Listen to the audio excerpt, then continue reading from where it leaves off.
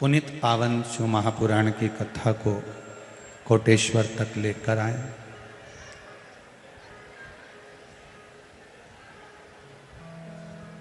शिव पुराण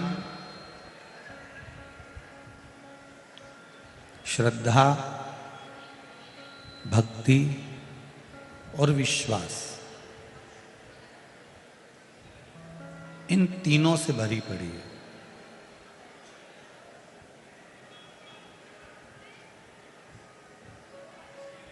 इसलिए तुलसीदास जी ने भी शिव महापुराण को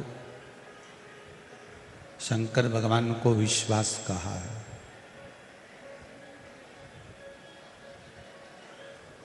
इसमें श्रद्धा भी है,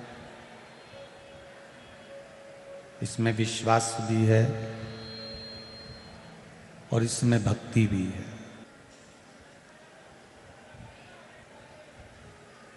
जब विश्वास जागृत होता है और विश्वास जब प्रबल होता है और विश्वास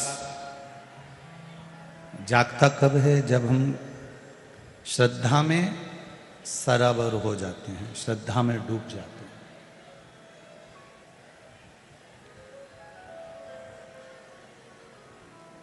फिर हमारा विश्वास जागृत हो जाता है। और जब श्रद्धा परिपूर्ण हो गई, विश्वास भी जागृत हो गया, तब भक्ति अपने आप बढ़ती चली गई।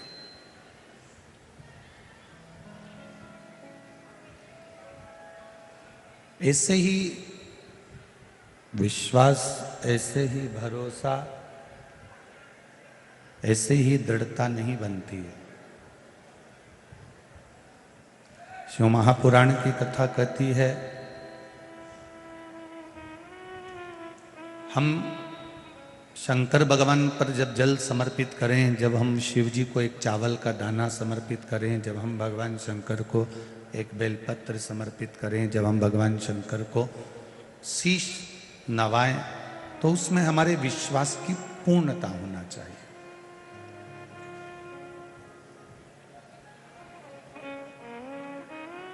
तारेगा भी यही, मारेगा भी यही।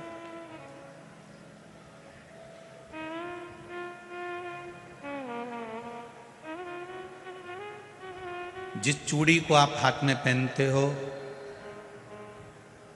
सबके हाथ में देखना तो सबके हाथ में अलग अलग तरह की चूड़ी मिलती है। जिस पायल को आप पहनते हो, सबके पाँव में देखना अलग अलग तरह की पायल मिलती है। जिस मंगलसूत्र को आप पहनते हो, सबके गले में देखना अलग अलग तरह का मंगलसूत्र मिलेगा। नाक की लौंग, सबकी नाक में देखना अलग अलग तरह की मिलेगी। कान का कुंडल, सबके कानों में अलग अलग तरह का मिलेगा। बिंदी सबके माथे पर अलग अलग तरह की मिलेगी। बिंदी की कीमत ऊंची नीची हो जाती है, चूड़ी की कीमत ऊंची नीची हो जाती है, पायल 1000, 500, 2000 कीमत ऊंची नीची हो जाती है, कान के कुंडल की कीमत ऊंची नीची हो जाती है। केवल एक मांग का जो सिंदूर होता है वो एक जैसा रहता है और उसकी कीमत ऊंची नीची नहीं होती।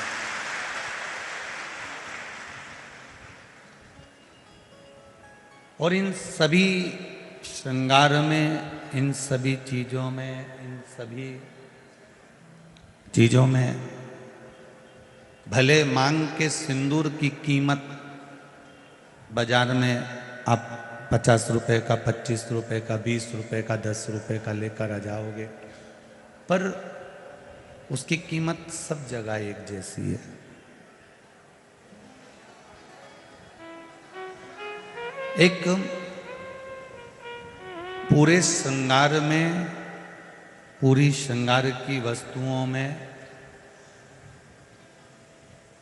सिंदूर एक जैसा होता है, उसी तरह उसकी कीमत बाजार में भले डब्बी में 10 रुपये 5 रुपये होगी, पर मांग में आने के बाद उस सिंदूर की कीमत बहुत बढ़ जाती है।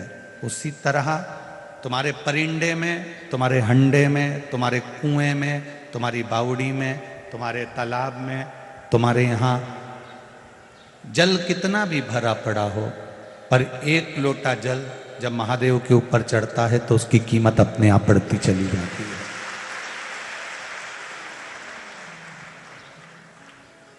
उसकी कीमत अपने आप बढ़ती है। अब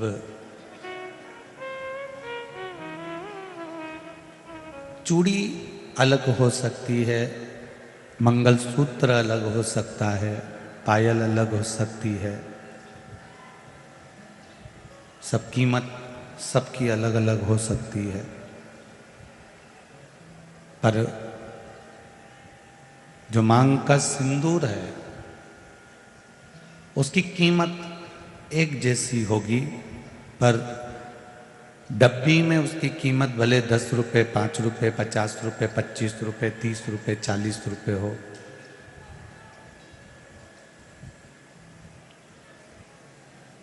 भले हो सकता है, पर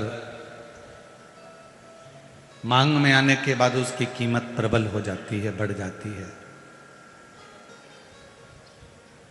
ये संसार का मनुष्य कहीं पर भी जाकर बैठे, इसकी क्या कीमत है यह नहीं मालूम, पर जब ये शिव महापुराण के अंदर जाकर बैठ जाता है तो ये भी कीमती हो जाता है, क्योंकि महादेव का हो जाता है। इसकी भी कीमत बड़ी प्रबल हो जाती है।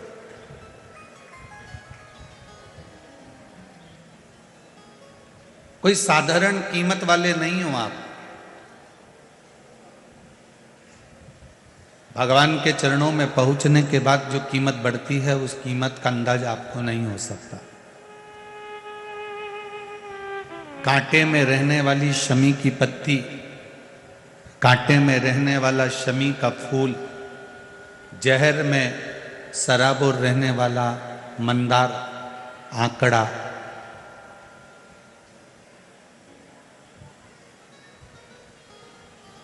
जहर में परिपूर्ण होने वाला कनेर,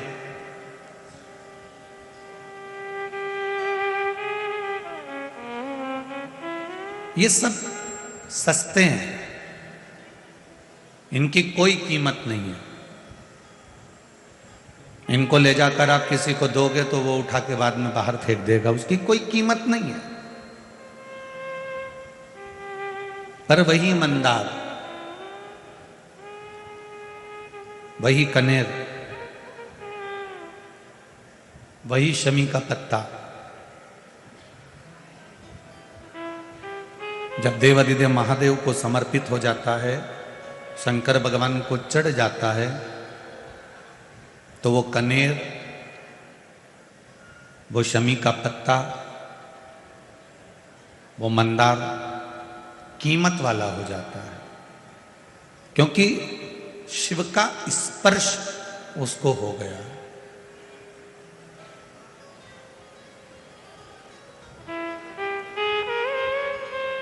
एक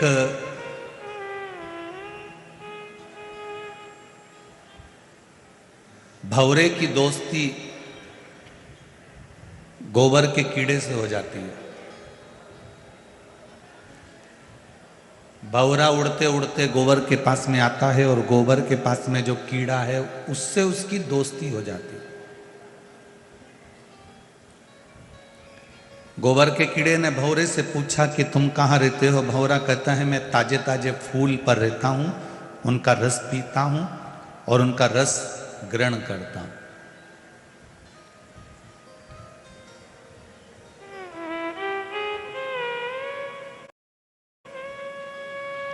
मेरा मन पड़ता है जहां उड़कर चले जाता हूं और अपनी जिंदगी मस्त जीता हूं।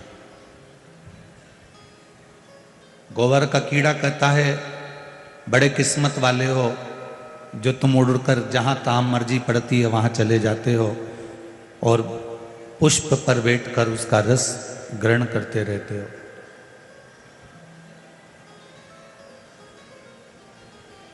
भंवरे ने कहा गोबर के कीड़े से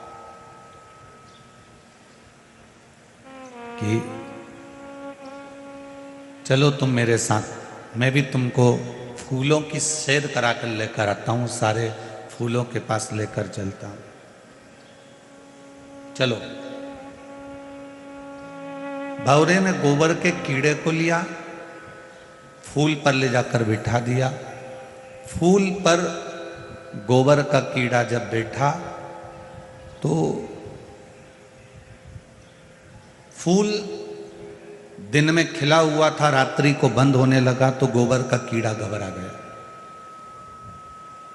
भंवरा तो चले गया, गोबर का कीड़ा फूल के अंदर बंद हो गया। बहुत गुस्सा आया उस कीड़े को, ऐसी दोस्ती किस काम की? भंवरा तो चले गया और मेरे को फूल के अंदर बंद कर कर पटक दिया।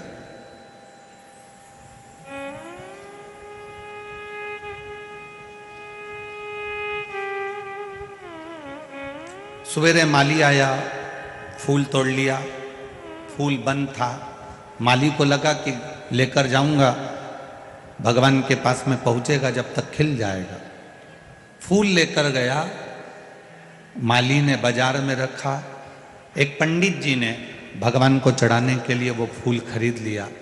फूल पंडित जी के हाथ में पहुंचा, पंडित जी के हाथ से वो फूल भगवान के चरणों में पहुंचा। गोबर का कीड़ा उसी फूल में है, भगवान के चरणों में पहुंच गया। सवेरे फूल चढ़ा, शाम को पंडित जी ने वापिस निर्माल्य में उसको उतारा, गंगा जी में विसर्जन कर दिया। भंवरा उड़ते उड़ते गंगा जी के घाट पर आया, फूल के अंदर बैठे उस कीड़े से पूछा, कीड़े तू कैसा है? कीड़े ने कहा, भंवरे तेर से दोस्ती कर कर आज मेरी जिंदगी धन्य हो गई। गोबर का कीड़ा भगवान के चरणों से गंगा के जल तक पहुंच गया। एक गोबर का कीड़ा भगवान के चरण में गया और भगवान के चरणों से निकलकर गंगा के जल तक आ गया। अच्छी जगह पर अगर हम बैठते हैं, अच्छी जगह हम पहुंचते हैं, अच्छी संगत हमारी रहती है, अच्छे विचार हमारे रहते हैं, हम अच्छे लोगों के साथ में, अच्छे से मतलब क्या? करोड़पति के साथ। अच्छे का मतलब क्या? किसी के पास ज्यादा धन है उसके साथ। अच्छे का मतलब क्या? जिसकी प्रॉपर्टी ज्यादा है उसके साथ। अच्छे का मतलब क्या? जिसके पास गाड़ी बंगला है उसके साथ। नहीं, शिव पुराण की भाषा में अच्छे का मतलब है जो सत्संग में लगा हुआ है, भजन में लगा है और आपको भी भगवान के भजन में जोड़ रहा है, वो अच्छा है। जो दिन भर ज्ञान की बातें करे, दिन भर बहुत बहुत बड़ी बातें करे और मालूम पड़े रात्रि को मदिरा की दुकान पर मिले, वैश्यावृत्ति में मिले, जुए में मिले, मांसाहार में मिले, उसको बड़प्पन नहीं कहते।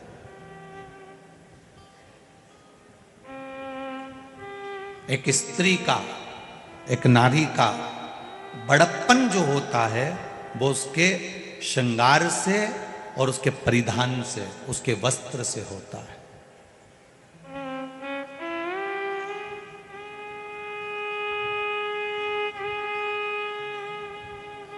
उसका परिधान, उसका वस्त्र। मेरे मालवा की माताएं लुगड़ा पहनती हैं, लहंगा पहनती हैं। मेरे राजस्थान मारवाड़ की राजपुताना होन अपने तन पर जो परिधान, जो वस्त्र धारण करती है, वो भी एक तलवार का काम करती है, कोई साधारण नहीं है।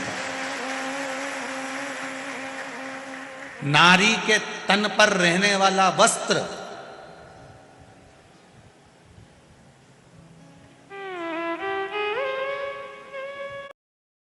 वो साधारण सा नहीं है।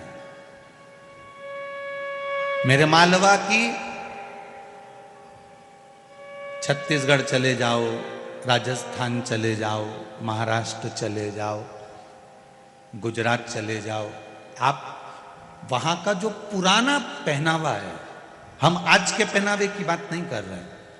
हमारे मालवा में आप कभी आए और मालवा का पहनावा देखें, 36 कली का लहंगा है, साधारण वस्त्र, मेरी माताएं पूरा तन ढका हुआ। कोई बुजुर्ग आया, इतना घूंघट ले लिया। कोई सामने खड़ा है, मर्यादा के अनुसार सिर पे पल्लू लेकर भी बात कर रही है तो उधर नहीं देख रही कि कौन बैठा है। ये राजपूताना चाहे मालवा के हों चाहे जगह के हों, इनका जो परिधान है, इनका जो वस्त्र है, ये भी किसी तलवार के बराबर नहीं कि किसी की निगाह उठकर देख ले।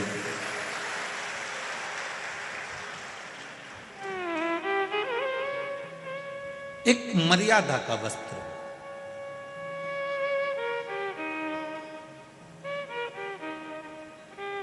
अच्छी संगत में रहो, जितनी अच्छी संगत में रह सकते हो, जितने अच्छे लोगों के साथ रह सकते हो। अच्छे लोगों से मतलब धन प्रॉपर्टी या जायदाद वाले नहीं, अच्छे लोगों से मतलब है जिनके भीतर थोड़ा निर्मलता का भाव हो, जिसमें थोड़ी सहजता का भाव हो।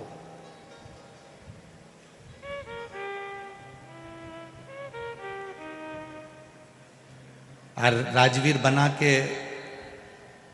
जीजा साहब से हमारी जब बात हो रही थी तो वो कह रहे थे, गुरुजी हमारे पिताजी शिव महापुराण के बड़े भगत हैं। तो कहाँ बैठे हैं जीजा सर? कहाँ जरा खड़े।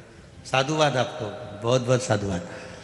कह रहे थे हमारे पिताजी शिव पुराण के बड़े भगत हैं गुरुजी, शंकर की कथा के बड़े रसिक हैं। अच्छे औहदे पर रहना, अच्छे पद पर रहना और उस पद पर रहने के साथ में भगवान की भक्ति में डूबे रहना, तो समझ लेना कि आपके पूर्वजों के संस्कार आपसे दूर नहीं है। आपके पूर्वजों के संस्कार आपसे दूर नहीं है। आपके संस्कार बड़े प्रबल, सहज नहीं है ये संस्कार।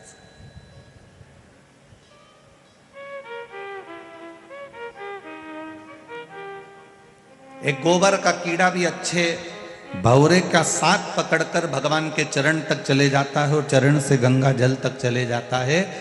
तो हमारा विश्वास कहता है, अगर आप अपने अपने घर से निकलकर लाखों की संख्या में इस शिव महापुराण की कथा में पहुंचे हो, तो तुम्हारा पहुंचना सरल नहीं है। कहीं ना कहीं इस शिव महापुराण की संगत, शंकर का अनुमोदन, शिव तत्व, भगवान का भजन, कीर्तन, स्मरण आपको भी कैलाश धाम तक खींच कर ले जा सकता है। आपका विश्वास।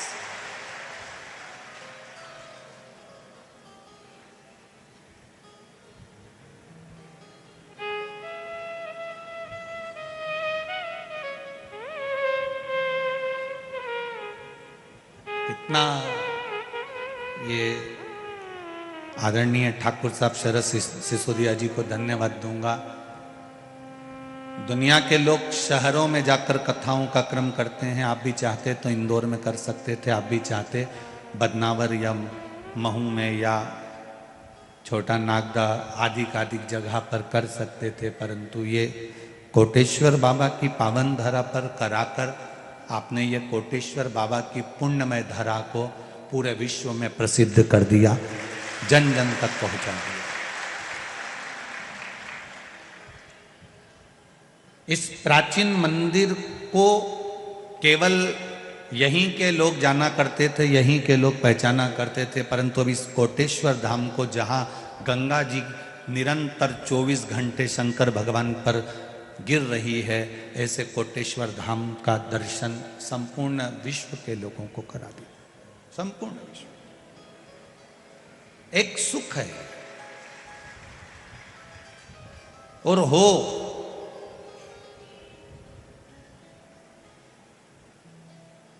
नए नए मंदिरों की जगह पुरातन जितने मंदिर हैं उनका जीर्णोद्धार होना चाहिए।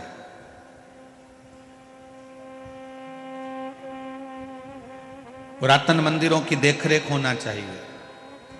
पुरातन मंदिरों में भक्तों का जमावड़ा बढ़ना चाहिए। बड़ी प्रसन्नता का विषय है, पहले के लोग 31 मनाने के लिए, नया साल मनाने के लिए बड़े बड़ी सिटियों में जाते थे।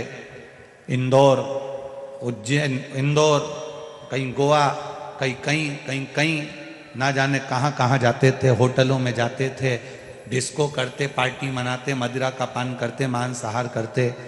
पर अब पूरे भारत की रौनक देखिएगा, 31 का दिन आता है और भारत के जितने प्राचीन प्राचीन मंदिर हैं, चाहे ओमकारेश्वर हो, महाकालेश्वर हो, काशी हो, सीहोर का कुबेरेश्वर धाम हो, चाहे कोटेश्वर धाम हो, चाहे बैद्यनाथ धाम हो, जितने प्रसिद्ध मंदिर हैं, वृंदावन हो, गोकुल हो, अयोध्या हो, इन मंदिरों में 31 के दिन अपने आप भीड़ बढ़ जाती है।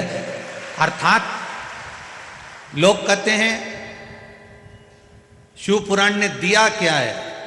हमारा विश्वास करता है कि शिव पुराण ने सनातन धर्म को जगाया है और जगाने के साथ मंदिर तक पहुंचाने का क्रम इस शिव पुराण ने किया। आज शिव पुराण ने करा क्या? सनातन धर्म को जगाने के बाद में इस शिव महापुराण ने सनातन धर्म के एक एक बच्चे को मंदिर तक पहुंचाया। तब तो ये 450 बीघा जमीन के अंदर पार्किंग, भोजनशाला आदि का जो क्रम हो रहा है, ये कोई साधारण नहीं हो सकता। 450 बीघा जमीन के अंदर बैठकर आप कथा का रस तत्व ग्रहण कर रहे हो, ये कोई साधारण बात नहीं। क्या दिया शिव पुराण ने? सनातन धर्म को जगाया, आपके भीतर विश्वास प्रकट करा, आपके भीतर भरोसा प्रकट करा।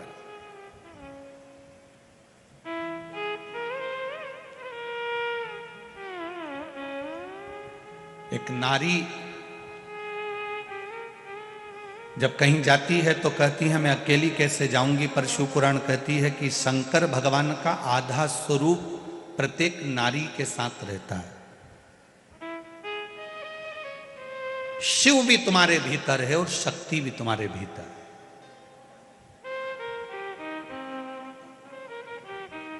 केवल एक नारी के अंदर शिव तत्व है तो एक पुरुष के अंदर भी शक्ति का तत्व, भवानी का तत्व विराजमान होता है।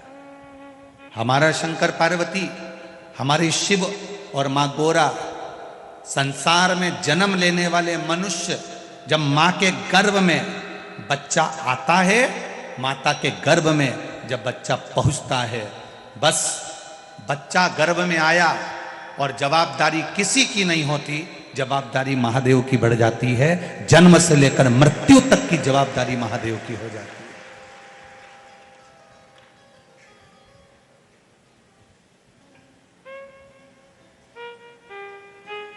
इस व्यासपीठ ने देखा है कई बार, कोई बच्चा गर्भ में अटक गया, कोई बच्चा गर्भ में नाल में फंस गया, कोई कहता है कि इसकी नाक नहीं आई, कोई कहता है कि इसका चेहरा नहीं आया, कोई कहता है इसकी धड़कन नहीं आई, कोई लिख के भेज। ये पत्र कोई साधारण, कोई लिख कर भेजता है, कोई लिख कर पत्र देखिए।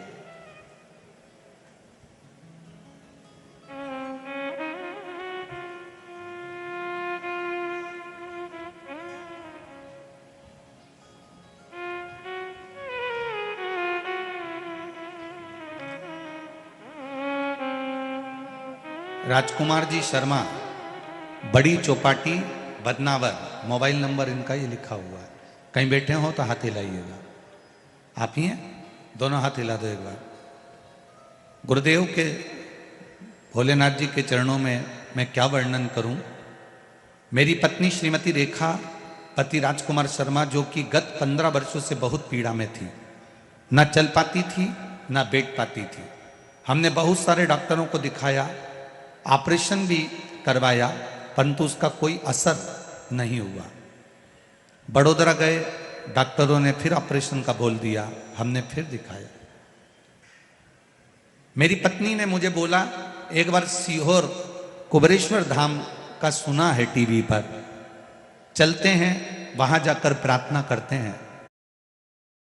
मैंने कहा ना तो तू चल सकती है, ना बैठ सकती है, ना जा सकती, ना आ सकती, 2 कदम तेरे निकलते नहीं, कैसे जाएगी? चलते तो हैं। गाड़ी में पटक लेकर गए, बाबा को प्रणाम करा, कंकर शंकर को पूछ कर उसी को लेकर आ गए और एक रुद्राक्ष वहां से लेकर आ गए। गुरुदेव आप कहते हो 3 महीने में बाबा पूर्ण करता है, बाबा ने 2 महीने में पूर्ण कर मेरी पत्नी को चलाने के लायक कर दिया और ठीक कर दिया। आप ही हैं? दोनों हाथ हिला दो एक बार। श्री शिवाय। अब ठीक है, पूरी तरह से चल सकती हैं, बैठ सकती हैं। हर हर महादेव। बैठिए। ये उसकी कृपा के बिना नहीं हो सकता। आप करें। आपने जो भजन किया है, आपने जो स्मरण किया है, आपने जो संकीर्तन करा है और विश्वास के बल पर करा है, तो वो मिला, उसमें कोई त्रुटि नहीं।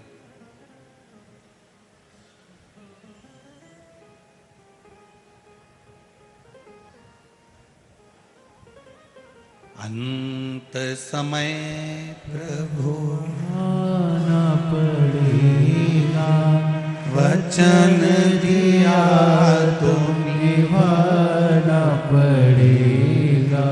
आए ना आए प्रभु कुटुंब कबीरा, अंत समय प्रभु आना पड़ेगा, वचन दिया तो निभाना पड़ेगा।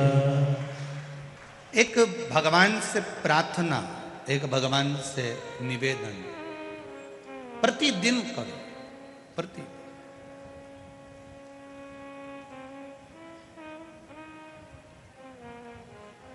आप जब भगवान से प्रार्थना करेंगे, निवेदन करेंगे, तो वो अवश्य स्वीकार करेगा, सुनेगा।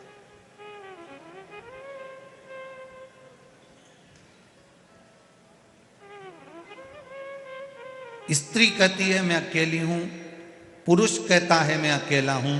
शिव महापुराण की कथा कहती है पृथ्वी पर अगर जन्म ले रहे हो तो तुम मरते समय तक भी अकेले नहीं हो, तुम्हारे साथ में देवाधिदेव महादेव विराजमान। गर्भ में आए, माता के गर्भ में पहुंचे, उस दिन से महादेव तुम्हारे साथ में हो गया।